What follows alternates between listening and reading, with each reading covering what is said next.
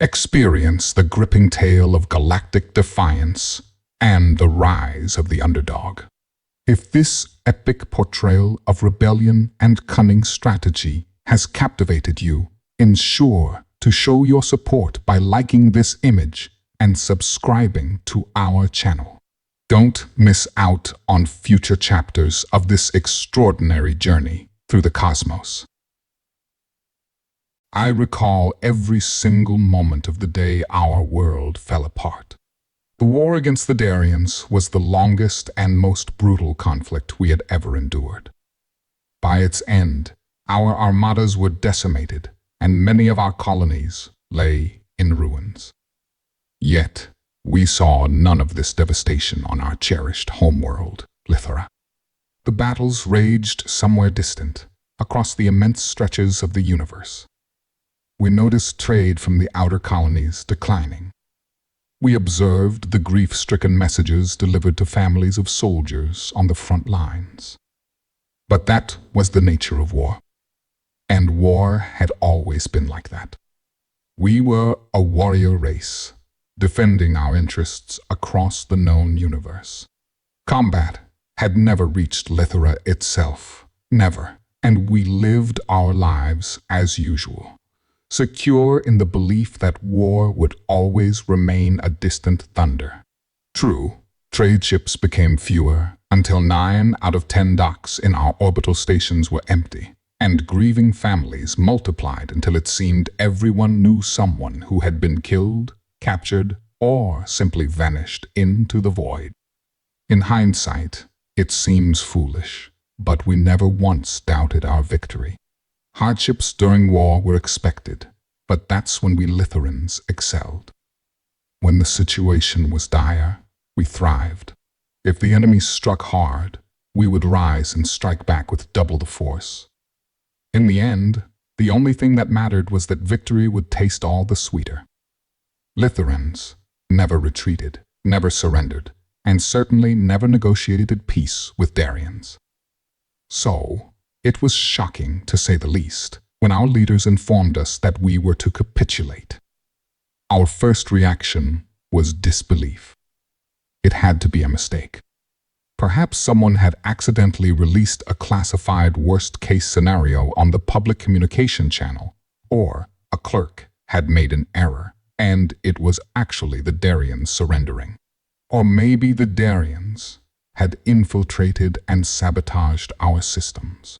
However, over the next day, more confirmations arrived, and it became impossible to deny. This was real. Our leaders had concluded that we had lost the war and had no choice but to capitulate to the Darians. The following hours felt surreal, almost dreamlike. Everyone stopped their usual activities. No one went to work or school, and many wandered the streets in a daze, unsure of what to do. How could this happen? We had never surrendered, not in 1,000 years and countless wars. Our military was the finest in the universe, and the conflict with the Darians had begun with such promise. Our initial attack obliterated an entire Darian fleet, and we overran their nearest colonies before they could muster additional forces. We held every strategic advantage. Moreover, regardless of strategy, the Darians were our mortal foes.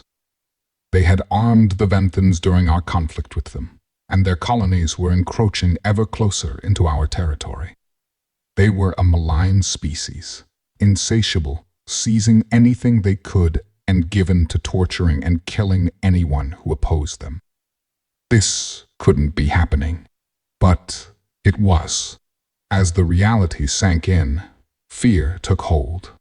The government spoke of the impending arrival of Darian occupation forces. We all knew what that meant. We had heard stories from the conquered colonies, mass executions, the purging of any potential resistors, forced labor for everyone, daily beatings, torture, and even worse, atrocities that were whispered about but not officially mentioned. Some chose suicide over the fate that awaited, preferring a swift end to dying in a slave camp. The government forbade such actions and urged us to endure the unendurable for the sake of future generations.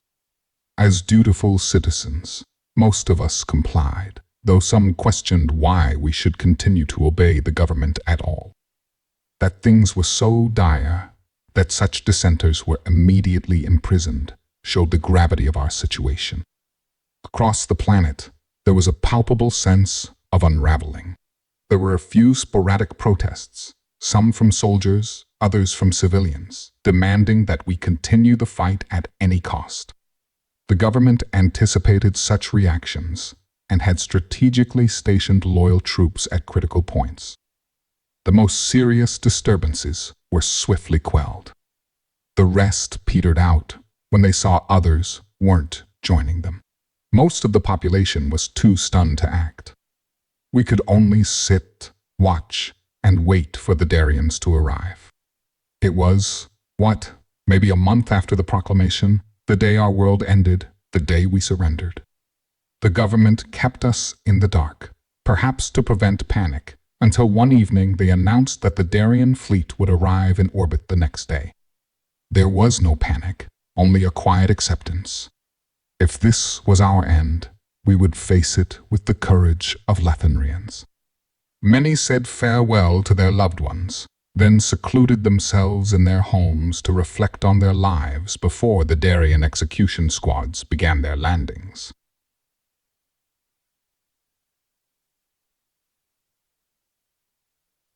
Some of us watched through telescopes as the occupation fleet arrived in orbit around Litharan.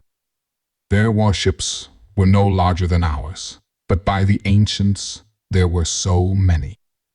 I counted more than twice the number our largest fleet had mustered at the start of the conflict, and this was what the Darians had after 4 years of relentless warfare.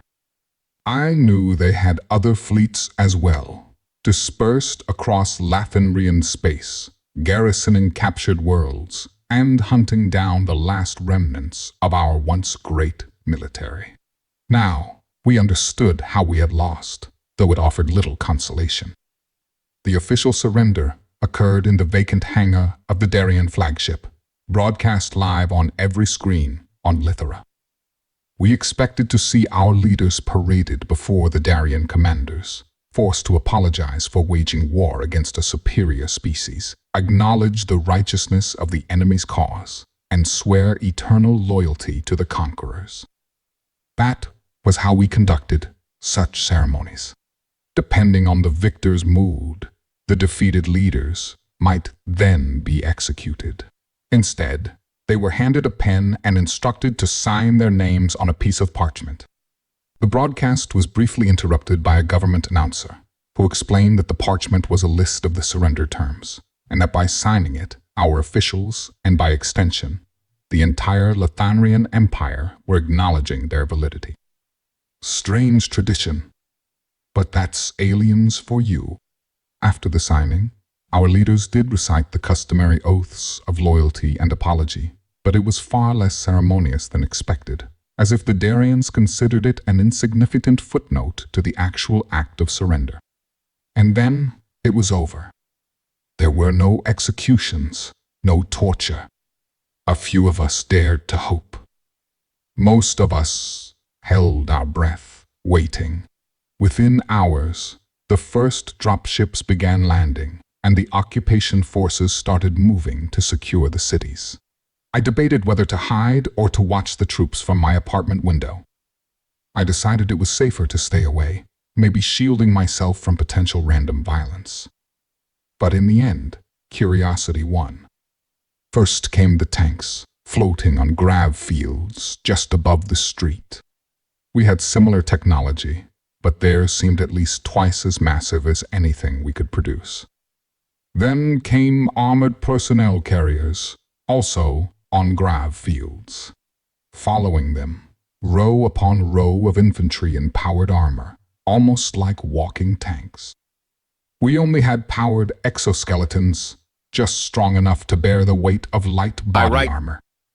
I remember every detail vividly, down to the insignias on their shoulders. All this time, I had no idea what we were truly up against. Nor did my neighbors, who, like me, were gaping from their windows. Had we known, we might have reconsidered starting a war with the Darians. Though, considering our previous confidence in our military prowess, we might have fought anyone regardless. There was a strange sort of comfort in realizing we had deserved this. We weren't betrayed or tricked by fate. We had simply been profoundly arrogant, overconfident in our abilities, and utterly ignorant of our enemies, a disastrous mix that led us to this end. Almost like one of the old parables. If I was to die, at least I could do so, knowing there was some sense to the universe. Lost in thought, I watched the ranks of the occupying army march past in perfect synchronization, almost hypnotic. Apparently, I wasn't the only one. One of my neighbors was so absorbed in watching the alien soldiers that they lost track of their child. To my horror, I saw a small child, still prone to wander, step out from a building's atrium, straight into the path of the armored infantry. I have the clearest memory of her white dress fluttering as she left the shelter of the building. I expected to see her shot down, or at the very least, crushed beneath the heavy boots of the marching soldiers. Instead, one soldier broke formation, gently lifted the child, and carried her back to the building's entrance. You wouldn't believe something so massive and powerful could be so gentle, but the child didn't even cry as she was lifted and set down on a bench. The soldier handed her something from a pouch. With his back to me, I couldn't see what it was, but moments later, he rejoined the column, his heavy suit clanging on the pavement so loudly I could hear it through my closed window. Child watched him go, curious but unafraid, then started eating from the small packet he had given her. It was food. The Darian had given her food.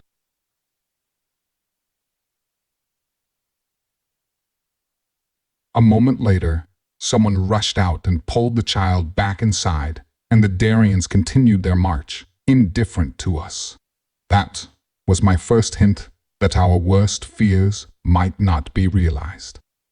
Before the landing, I had debated whether it was better to be executed in the first wave of purges or live through the oppression that would follow. The lack of executions during the surrender ceremony was a positive sign that the Darians didn't plan genocide. But surely the occupation enforcement would be harsh, as it had been in the outer colonies. But witnessing a soldier's kindness to a child? It made me reconsider. Maybe it was worth staying alive to see how things unfolded. Perhaps, after witnessing how thoroughly they outclassed our forces, it was time to question what our government had told us. Maybe, just maybe, the stories from the occupied worlds weren't as accurate as we'd been led to believe.